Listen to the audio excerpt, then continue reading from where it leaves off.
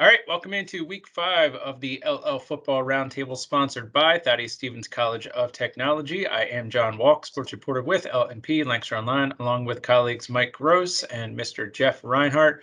Gentlemen, we're on the week 5 coming up here in what is crossover week. And we're going to start off talking about Penn Manor because the Comets had that big buzzer beater win over Warwick last week. Jeff was out in Millersville earlier this week.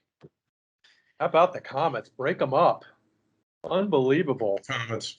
3-1 start. Johnny, you can tap yourself on the shoulder there. Best 4-game start since 2014. Yeah, I mean, they're playing great. So 3-1 getaway and just an amazing win last week over at Warwick. Just shocked the Warriors.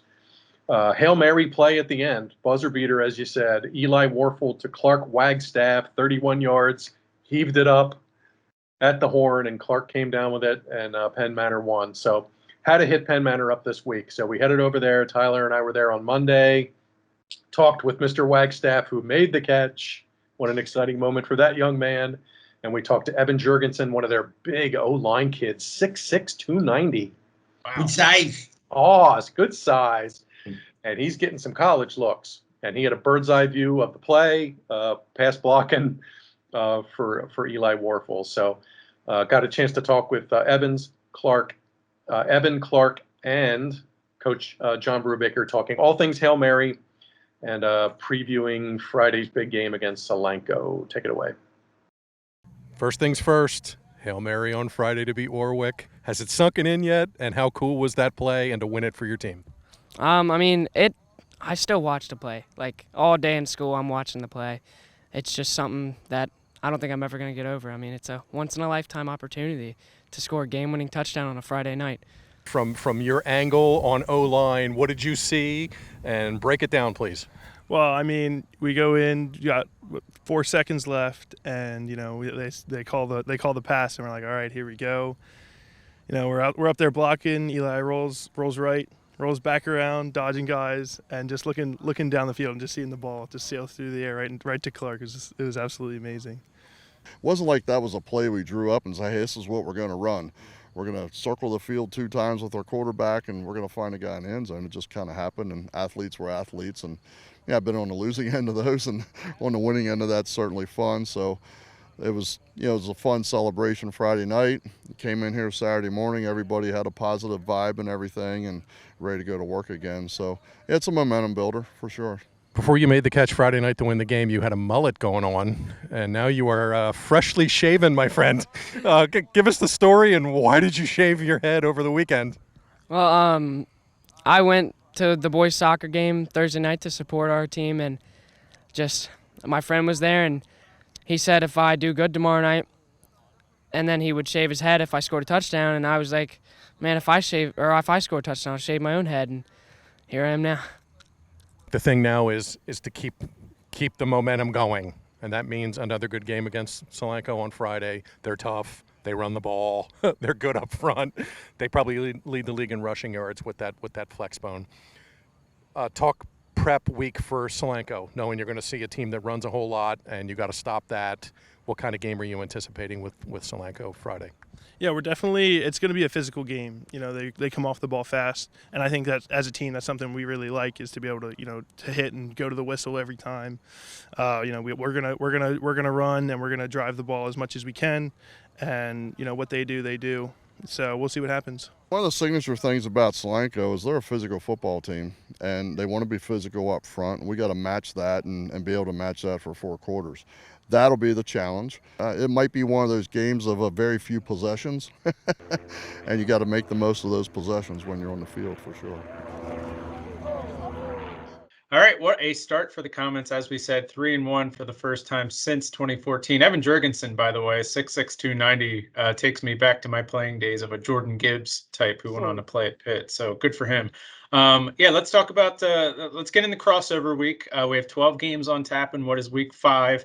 And since we're out at Millersville, let's talk about Penn Manor going to Cocalico. The Mules are 2-2 overall. Penn Manor won over Warwick 30-28. LS beat Cocalico last week 28-14. And I got to think this is just going to be a run heavy type of game, right? Yeah, I would think so, given both teams' style. I think this is a tough spot for Penn Manor, actually, in terms of being kind of a trap. Um, I picked I picked Penn Manor, but I'm rethinking it even as I'm sitting here. I'm not sure. Well, Penn Manor, it would behoove them to win this because in the next 2 weeks, Penn Manor has Wilson and Manheim Township. Ouch. And they're the favorites in Section 1. They've won the most titles here over the last umpteen years. So big game for Penn Manor. They got to ride the mow here. Grass game on the road. Tough place to play down in Quarryville. Solanco, 1,167 rushing yards. Leads the league. That's a lot. They have 4 kids with 200 plus, which is pretty good in 4 weeks. Yeah, that's good. That's impressive. Yeah, in 4 games. Yeah. Quarterback, and this Elijah Reimold kid is kind of their speedback kid, and he's playing really well. He has like 4 touchdowns already, and he's averaging like 9 yards a pop. So Solanco's running attack has been really good. They just kind of been seesawing it here. Win one, lose one, win one, lose one. See if they can kind of get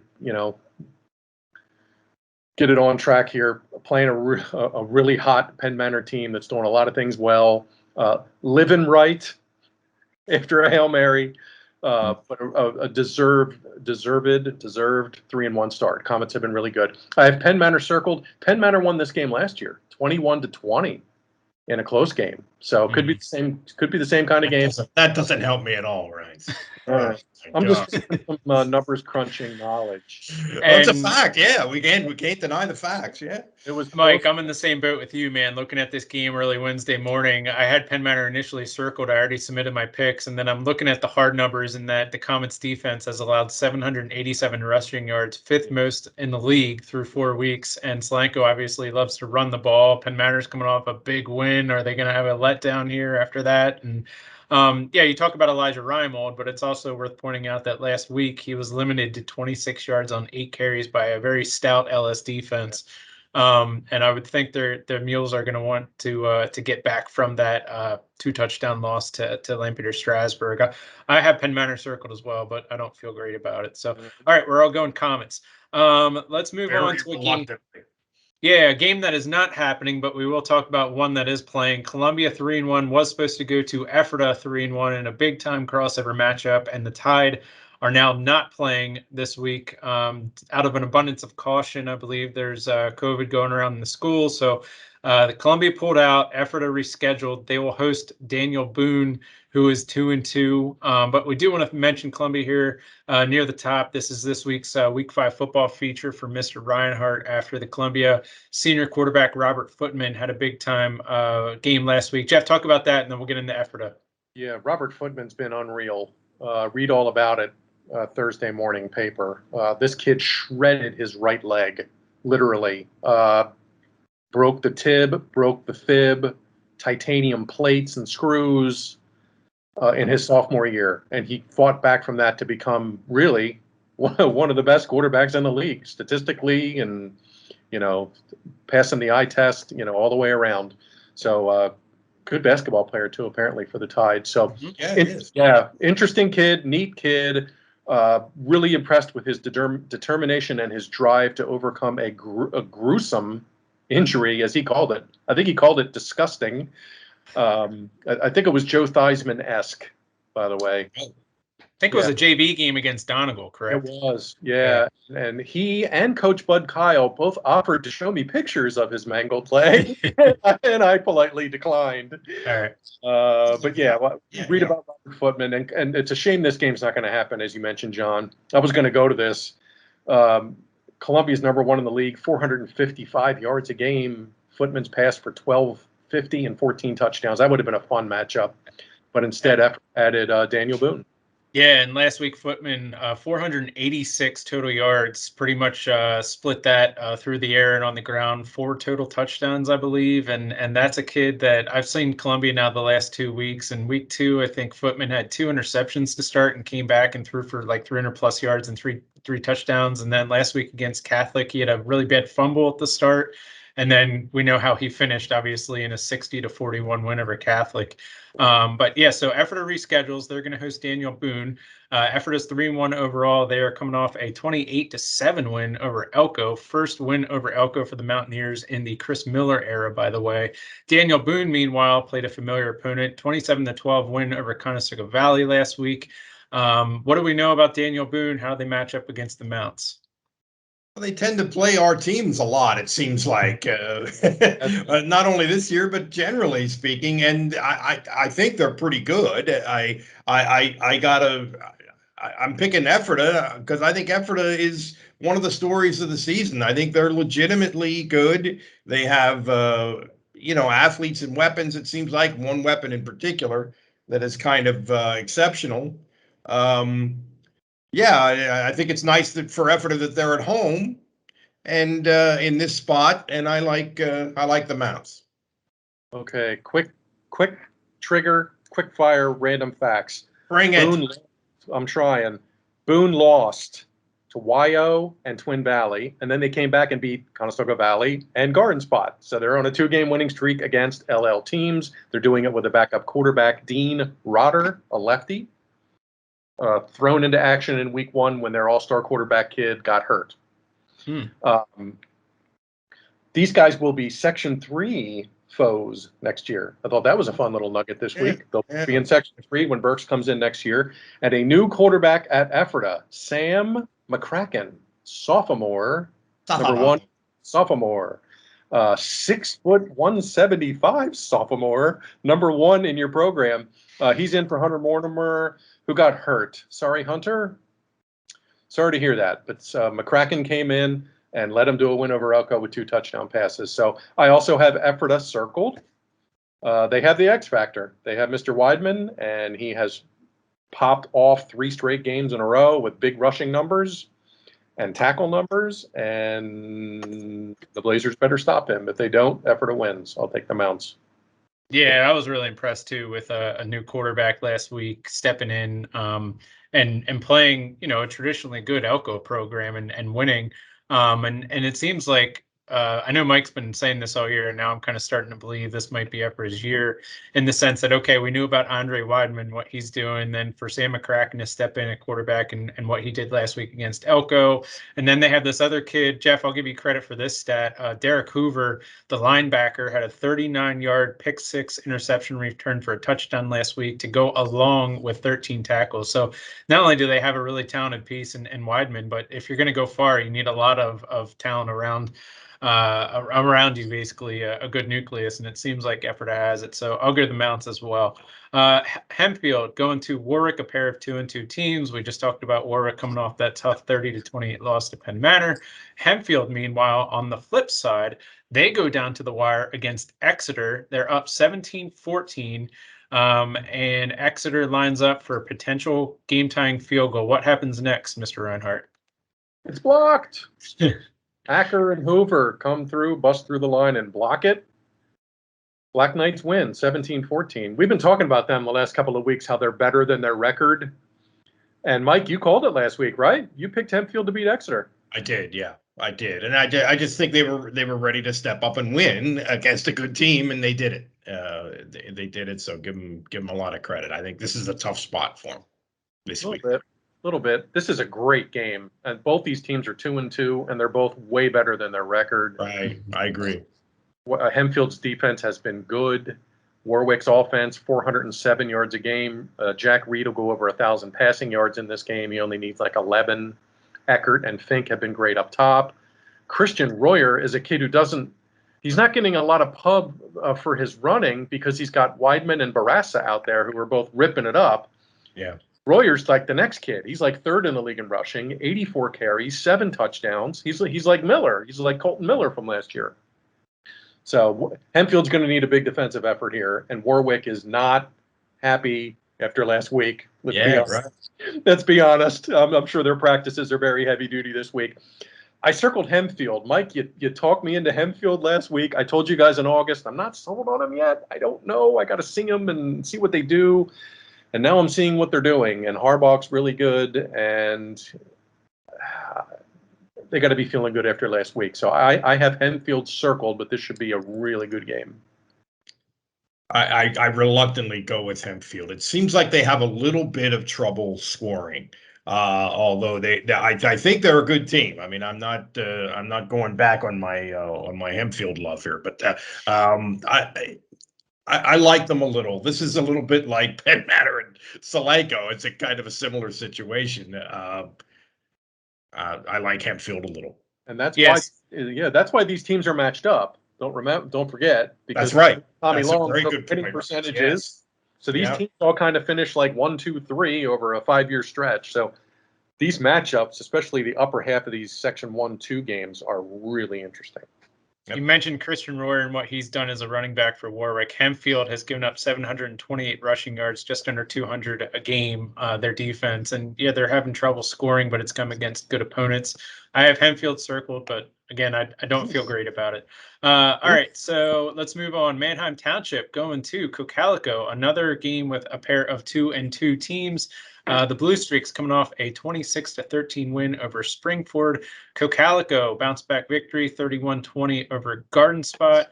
And big numbers on both sides for these teams last week. Sophomore quarterback Hayden Johnson has really found his groove. 250 yards, 4 passing touchdowns last week. Anthony Ivy, 13 catches, 175 yards, 2 touchdowns. He's the Penn State commit. And then on the other side for Cocalico, Jeff, you can talk about this guy, Anthony Barassa. He had pretty much the biggest game of his career to this point. Yeah, and he rushed for like 280 in week 1. Well, he topped himself. 313 and 3 touchdowns, including a 70-yarder and an 80-yarder against Garden Spot last week. So Cocalico is getting healthy. They're starting to get some of these kids back. And when I saw Barassa was playing last week, I had an inkling that Cocalico was gonna bounce back and be okay. Township has owned this series 3-0 in the crossovers, and they've outscored the Eagles 133-38. There was a 56-7 game in there a couple years ago. But I love this matchup. It's on grass, and Township does not play many grass games other than like McCaskey every year. And Cocalico's O-line is really good, and I probably haven't written about them or talked about them as much as I should be. But I really like this matchup a lot. Some star power with Barassa and Ivy, so there's going to be some plays on the ground and up top. I have Township circled, and quite frankly, I took them because they've owned the series 3-0. They're going to have more kids, might be a little bigger, and their passing game is really good. And I know Cocalico's rush defense has not been good. They've given up almost 900 rushing yards. So Township might be able to weave in a little Isaiah Jones on the ground. We'll see. But I don't think this is 56-6 like a couple years ago. This should be a pretty good game. But I have the Streaks circled on my card. This is another good example of what you mentioned in the previous game, Ryan's, about these teams are matched up for a reason. Yeah. And crossovers. This is another really good example of that. I really like what Township. By the way, Township had 3 kids up at Happy Valley on watching among the recruiting gang. Of course, Ivy and O'Gorman, the kicker, and the linebacker whose name escapes me, Ryan's at the moment. Who was the linebacker? Ty Washington. That's him. Yeah. Kids, he's got a body and he can make plays. I don't know if he's Penn State. Quite. Well, he's a senior. I don't think he's really being recruited by Penn State, although maybe I'm wrong about that. I shouldn't say that. But anyway, I like what Township is doing. I think they really turned a corner. I love playing Harrisburg and what I think that was. I almost think of that as a win in figurative terms. And I think Cocalico's trouble stopping the run is a little bit of an issue against big physical 6A school. So I'm taking the Streaks.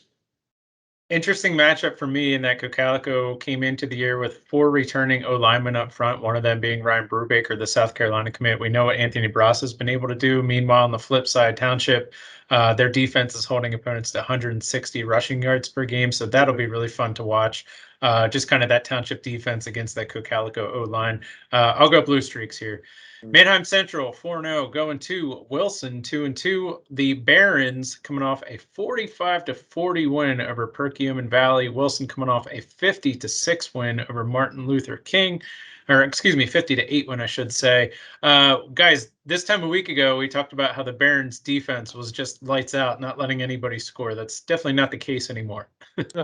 Well, yeah, I finally saw Central's defense kind of take a couple of haymakers last week, but I was really impressed with Perkiomen Valley guys. They were really good. I wish that was a team that we'd see more. They were great, and they really gave Central all it could handle. And Perk Valley, it was back and forth, and back. You score, they score, and Perk returns a kickoff for a touchdown. I mean, it was back and forth the whole night. That was a great win for Central. It was a great win. Yeah, Perk Valley missed an extra point, like early fourth, and I was like, oh, Central's not going to miss an extra point. If Central kind of gets it last, they're going to win, and they did, and they scored late and got a 2-point conversion and won. But their defense really, for the first time, kind of took one in the jaw. But I'll tell you, Central's offense was great. Again, Novak was really solid. Heffernan rushed for 120 and 3 touchdowns. Jaden White, all of us told you about Jaden White back in August, and he had 2 touchdowns in the fourth quarter, which were huge. I have a question, Mr. Brino. Go. What was the final score of this game? Which game? Perkiomen Valley and Central. 43-40. Oh, 40. Oh, was it? All right, sorry. Okay. Yeah, all right. It was Then crazy. I retract the question. Well, that's okay. Here's my favorite fun numbers of the week. Central Wilson. This is just a kind of a testament to how unbelievable these programs are in our area. Wilson has 28 section championships. Manheim Central has 26. Friday night, when the ball is teed up, Wilson will have 578 program victories, and Manheim Central will have 578. Nice. Get out of here. Nice. Wow. They are That's tied awesome. for most That wins is, in LL history. It's not adequate to call that a nugget. That's better than a nugget. Wow. Out of the week. Who's injured, Rhines? Tell us about that. I'm not aware of any injuries. I know Jones is not going to play for Wilson. Yeah, he's. Well, I mean, who's out? I'm sorry, who's out? Okay. No, Jones, their leading rusher, will sit out a second week on a suspension from an ejection. So they will not have their leading rusher. But last week they were fine. They put 50 up on MLK. Defense gave up 5 yards against the Cougs. Awesome matchup. Just incredible. I'll get the pick started. I circled the Barons, much to the ire of my West Lawn fans, I'm sure. But I got to ride Central another week. I know their defense got singed a little last week, but now their offense is really good. And I said this before the Cumberland Valley game. I think Central will kind of out-finesse Wilson and just kind of outscore them. So I'll go Barons. Well, I didn't know about the absence of the running back, so I picked Wilson in our picks for the paper, and I sort of feel like I shouldn't go against that. I think this is a tough spot in the schedule for Central. Very impressed that they won last week, and I think they're having a great year, and I think they're going to have a great year. But I just think Wilson is going to be a tough out in this spot. Wilson's won the last 2 in this series. And also, you mentioned tough spot in schedule. Central plays Warwick next week. Yeah. So that could either be a Warwick team coming off a huge win over Hempfield or a Warwick team that's coming off back-to-back losses. Yeah, and you know, there's a lot of you can start diving too deep into that kind of stuff. And it is hard to sense it. But anyway, I took Jeff, Wilson. I have a question. When the league expands on the football side next season, Berks League comes in, does this game go away? Wilson Central? Yep, the crossovers go away. This is it. Okay. So this might be the last time for a long time, if ever again. I mean, I think these teams, there's mutual respect across the board, no doubt. But I really don't think they like playing each other because Wilson doesn't want to play a 5A, and Central always has a good schedule anyway, and then they get stuck playing Wilson. Yeah, that's a very good point, Ryan. I think that's correct. I think you're exactly correct. All right. And those are coaches that have come out pretty publicly and said, we don't like playing this game. We Right. respect them. It's a great game for everybody to watch and yada, yada, yada, but we'd rather not play them. I just thought I'd point that out because for years we've always been like, oh, what if Manheim Central played Wilson? And Yeah. then now we've got it in the last 3 years, so I 4 might go years away ago. after this. The Bulldogs lead that series the last 3 years 2-1. I think the Barons even it. I'll go Central. Moving on, Anvil Cleona 1-2 overall, going to Lancaster Catholic 2-2 overall. Both teams coming off losses. Anvil Cleona fell to Donegal 54-27 last week. Meanwhile, the Crusaders went to Columbia, shootout type of game, but they had a lot of turnovers and lost 60-41. I thought the Crusaders definitely got their offense going last Friday. I was at that game. I was handling scoreboard duties. If they can clean up the turnovers, I think they'll be just fine. We know what Tony Cruz is able to do on the ground, and it seemed like their quarterback kind of got things going. If they can kind of clean up their defense, I think this will be a close matchup. I have Catholic circled. I agree. I think they're going to be a little more stout up front than Anvil. Having seen Anvil last week, they did a lot of pretty good things against Donegal. But this is good defense for Catholic. Last week was an aberration, but they're not going to see anything like that, like what Columbia could do. So I like the Crusaders here. I struggled with this one. Catholics won 4 in a row. These teams play like every year, whether it's crossover or Section 3 or whatever. I have Catholic circled because both teams need a bounce back. I wish I could give you a really good answer as to why I think the Crusaders will get the bounce back, but because I really like Anvil's skill kids a lot. They have some defensive kids who are good. I mean, this Alex Long kid is having a great season at safety for Anvil. I mean, his numbers are off the charts. And he's a pretty good receiver, too. They don't throw it a lot. I think in a different offensive system, he would really emerge. Yeah, hey, while we're talking about names here, I didn't know this until this morning, but Anvil Cleona has a running back named Phoenix Music. Yeah. It's got to be the best name in the league. That's awesome. Phoenix, the sound of music. I believe he has family members who have played sports in the past. I remember that kid's name Music playing sports for Anvil, but Phoenix Music, have mercy. Definitely. That's Top 5 name in the LL. There's just no doubt. Love the rushing matchup here. Cruz has been really good for Catholic. He's third in the league in rushing now, 169 and 3 last week. And this Rogan Harder kid for Anvil can turn on the Jets. 9 carries, 164, and a touchdown. It's like 19 yards a carry. I mean, that kid can. Here's what's interesting about that last week, having covered that game. Yeah. The first half, they used him. Oh. And he had 158 yards at halftime. Whoa. The second half, they used Phoenix Music in his spot. I don't know why. And those two combined for like 250 yards rushing. Yeah, Phoenix had Phoenix Music. He had 92 yards and a touchdown. So, yeah, both teams can really run the ball. I don't know. I'm going to go Catholic just because they've won 4 in a row in the series and they're at home. But nothing would surprise me in this game. Nothing. All right, you are watching the LL Football Roundtable sponsored by Thaddeus Stevens College of Technology. Let's go to Garden Spot 0-4 at Pequay Valley 1-2. The Spartans coming off a 31-20 loss to Cocalico. Meanwhile, the Braves picked up their first win of the year last Saturday, 17-14 win over Jenkintown. This time a week ago, guys, we were talking about Pequay Valley. Can they stop anybody? Can they actually play some defense? Jeff, you were at that game last Saturday. It appeared that was the case. Yes, they played some really good D. At halftime, they had only given up 22 yards total and led 7-zip. And they held Jenkintown to 71 rushing yards total. And the Drakes ended up getting a couple touchdowns and, tying it up late. But love the Drakes. Love the Drakes. It had to be said. Oh, and I know. Or you could hate the Drakes. Hate the Drake. I don't know. Seinfeld. Okay, Pequay Valley. I just loved how they won late. I mean, this Nevin Stoltzfus kid hit this 37-yard field goal with 5 seconds to go. And it was just really cool. And the place went bananas. And the Pequay kids are jumping around and high-fiving and chest bumping. And then they had a kick off, and Jenkintown didn't do anything. But I'm going to go Garden Spot here. And I have this in the capsules this week. If you looked at Garden Spot's stats, if you just looked at their stats, you would never say they're 0-4. Never. They have great numbers. They really do. This Tristan Sadowski kid, we got to say his name.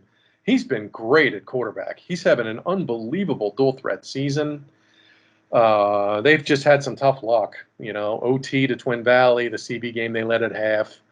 But I think they take care of business here. They're going to have way more kids. They're going to be way bigger in the trenches. So I'll go Garden Spot to win. But Pequea Valley's been a fun story. It was cool to see them win and the way they won last week. But I'll go Sparty Nation here to get in the W. Absolutely agree. I think obviously they're 0-4, but I mean they're better than their record, and they've been competitive, and it's time for them to beat somebody, and I think that happens this week. All right, we're all going Garden Spot. Moving on, Donegal 3-1 going to Elko 1-2. Elko, as we mentioned, coming off that 28-7 loss to Ephrata. Donegal, meanwhile, has gotten things rolling now. 3 wins in a row. Last week it was 54-27 over Anvella, Cleuna. And Mike, you were watching the Indians last week. How did they look? It's interesting. I talked to the coach after the game, Chad, and he said that they really struggled offensively week 1. And then after that, they've gotten gradually better, and they put 50 plus on the board. And he said, you know what? We had almost a brand new offensive line, and you just have to learn how to do the wing T blocking thing with the pulling and the footwork that's required. It's kind of unique, and that's what it is. That's the entire explanation for how they're sort of figuring it out. This is a tough one. Elko's got to bounce back a little bit. They're at home. I like them slightly. I like these Williams dudes. I think I think they're both going to be ready to play now, right? Both Williamses. Well, Luke's been awesome. Jake hasn't played yet.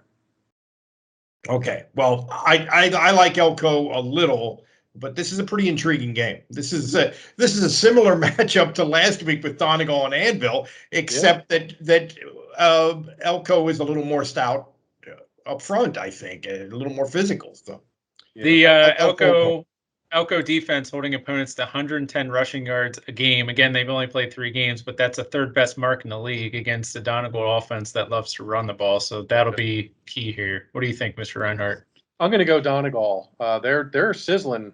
I mean, they're just humming right along here. The wing T's been great. They've been balanced rushing the ball. I think they're 3rd in the league in rushing. Landon Bachman's been awesome at quarterback. The Holmes kid can really scoot. The Rohr kid is tough between the tackles. And they're stopping people. So Elko doesn't have a whole lot of juice going right now. They lost 2 in a row. Hopefully they get Jake Williams back.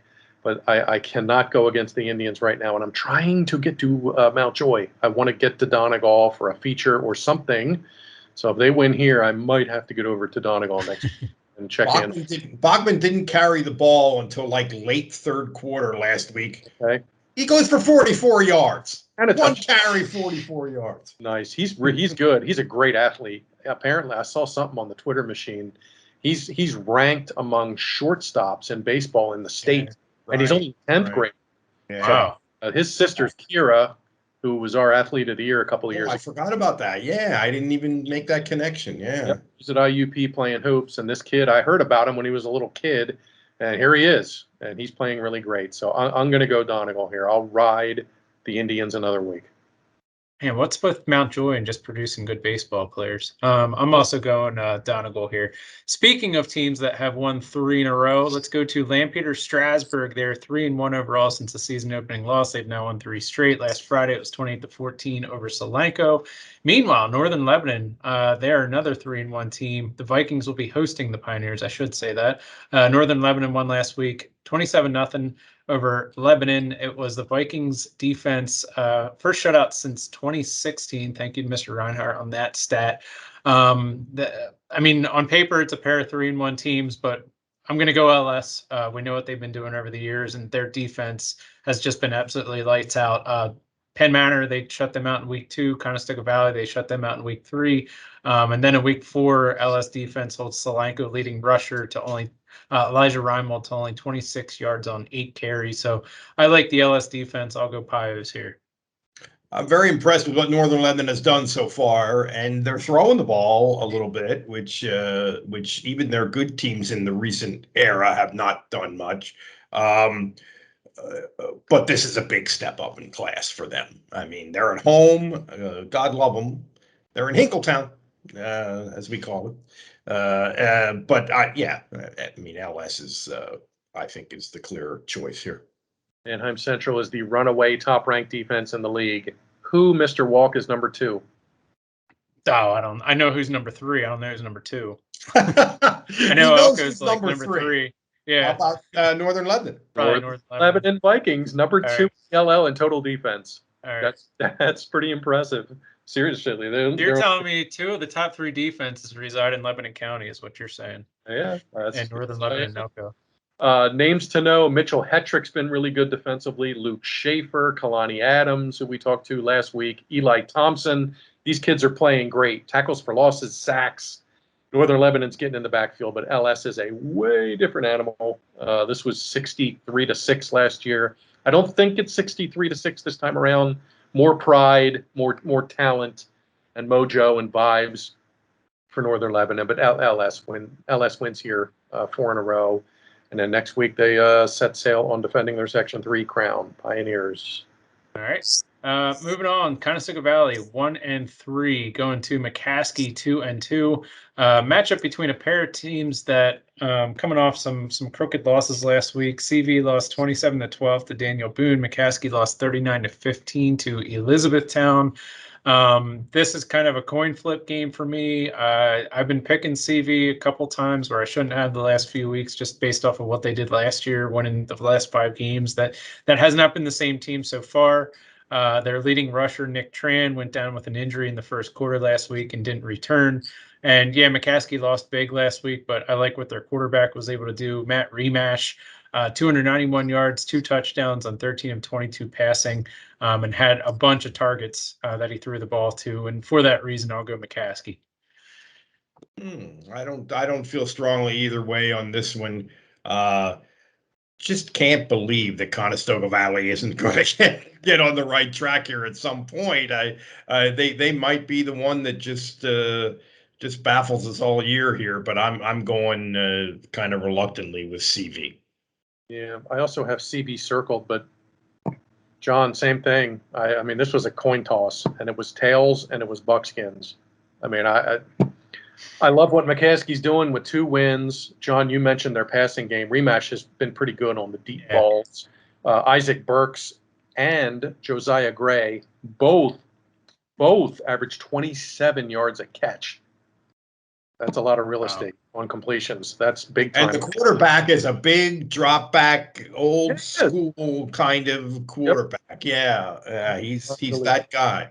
Yeah, he's not really a rollout, tuck it under, run, waggle kid. He'll sit in the pocket and pick guys out. He's not a dual. He's a pro style. He's not a dual threat. He's a pro style. It's the recruiting.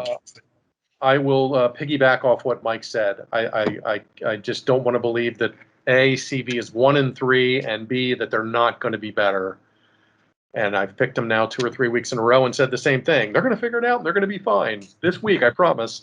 But McCaskey's had some problems. The clock is ticking. The clock is ticking. I know you're on the clock, Bucks. McCaskey in their losses have given up chunks, big yards. And if Tran comes back and plays, I think CB will be okay. I'll go Bucks. All right. Here's another coin flip game. Elizabethtown 2-2 going to Cedar Crest 2-1. Bears we just mentioned coming off 39-15 win over McCaskey. Cedar Crest meanwhile did not play last week due to COVID reasons. I was just looking at the numbers here, trying to figure out which way to lean. The defense is about even. The giveaway game's about even. I like the fact that Etown was finally, these last couple of weeks have really been figuring things out offensively, especially last week. Their quarterback finally got things rolling, probably is one of his more clean games of his career in Josh Rudy. And best receiver, Braden Cummings, at least last week anyway. We know they have some talent around him.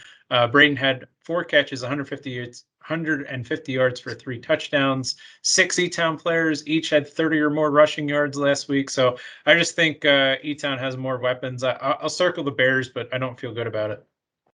I like Etown a little bit too, and I think you described it very well, John. And we thought they were going to be pretty good offensively at the beginning of the year. It seems like they're starting to find that, and I think Cedar Crest is in a really weird place. They got off to such a great start. They were so good offensively. Week 3, they really get smacked around. I mean, it's not so much we were surprised that they lost as the way they lost.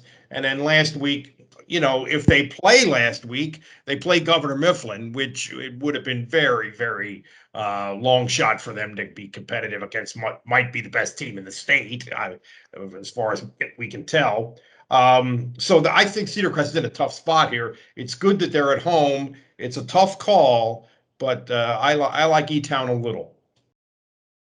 John, you mentioned Josh Rudy, 10 for 11, 220, 3 touchdowns. That's like a near perfect passer rating. That's really.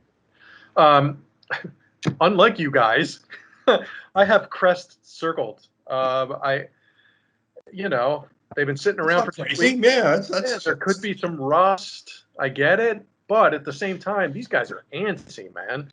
Number one, they're coming off a loss. The last time they're on the field, they got boat raced.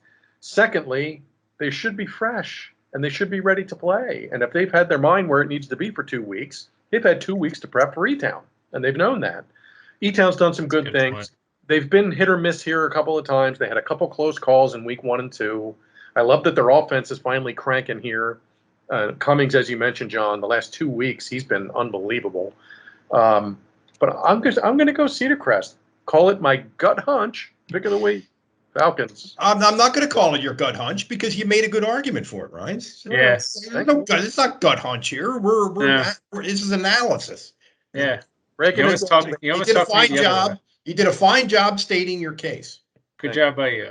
One more game on the docket in week 5. Octorara 3-1 going to Lebanon 0-4. Octorara should have been undefeated at this point. However, they fall last week 36-33 in a shootout to Phoenixville. Northern Lebanon last week topped Lebanon 27-0. The Cedars, there were kind of some signs of life in the fact 19 carries for 113 yards in the rushing game. I believe we're all going Octorara here. You are correct. Yeah, I'm going Octorara here, and I think they bounce back. Yeah. Yeah. Second ranked offense in the league, Octorara, 411 yards a game. Number 1 ranked passer efficiency rating QB in the league, Weston Stoltz. Oh, how about that? I was surprised that they lost last week. I mean, looking at Phoenix, I mean, that surprised me. I don't think you're living in Lancaster County when we mentioned 2 Stoltzfus players on different teams so far on this show. That's right. I was thinking of that too, and I thought, leave it alone. But I was told the Braves may not have had a full roster last week, which may have contributed to the L. Stoltzfus, 6 touchdown passes, no picks. QB rating of 141, which is great. 156 is max, and he's at 141. That's really good. Lebanon, last in the league in total offense, last in the league in scoring. Cedars have 28 points in 4 weeks. That's not going to get it done. So Octorara here, Braves. All right, that does it for the LL Football Roundtable. And what is week 5? This is part of the show where I say, where are you guys going on Friday? Where are you going to be at? I'm going to be sitting on my sofa. Oh, that's right, because you got to get up early the next day. When Penn State plays at noon on Saturday, I will not be doing a high school game on Friday night. So I'm out of the lineup. I will be watching Twitter eagerly to follow our coverage, as I enjoy doing when I'm not at a game. And I'm out. What's the spread on Penn State Villanova? 29 last time I looked. Wow. And it's hard to find it. A lot of the books are not even having a line on that game. This is the point where we should mention our sports editor, Laura Thompson, is a Villanova alum, so she's going to be rooting hard for the Wildcats. Sorry, Jeff, go ahead. Mike, are you available to pinch hit or late inning defensive replacement? Well, yeah, I'm available, but I don't think it's a good idea. Okay.